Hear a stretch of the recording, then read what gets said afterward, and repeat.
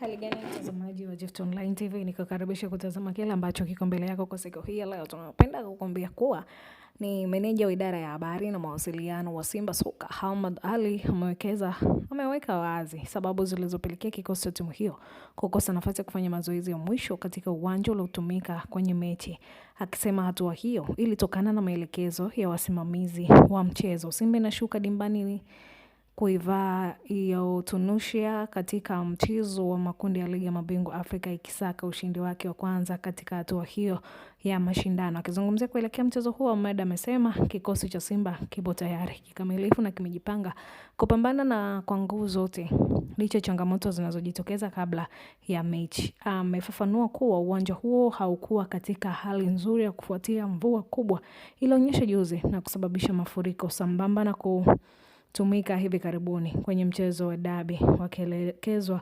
kutumia kwa mazoezi ili kuupa muda wa kukauka. Ahmed ameongeza kuwa hata wenyeji wa Tunisia hawakuruhusiwa kufanya mazoezi katika uwanja huo na baada yake walielekezwa kutumia viwanja vingine kwa ajili ya maandalizi ya mwisho kabla ya mchezo. Kwa upande mwingine, amesema benchi la ufundi la Simba limefanya kazi kubwa kuandaa wachezaji kimbinu na kisaikolojia, jambo lilowapa imani kubwa ya kukabiliana na mazingira yoyote watakayokutana nayo uwanjani. Amesema kuwa Simba imezoea changamoto za aina hiyo inapocheza mechi za ugenini, na uzoefu huu utawasaidia wachezaji kuingia uwanjani wakiwa na umakini mkubwa na morali ya juu zaidi. Hii ni Gift Online TV.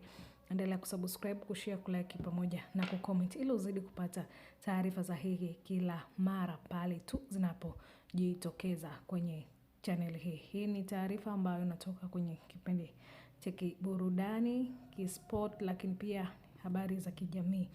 Kukumbushe tu fanya maandalizi mapema ili uweze kupata kila kitu kwa wakati unaostahili.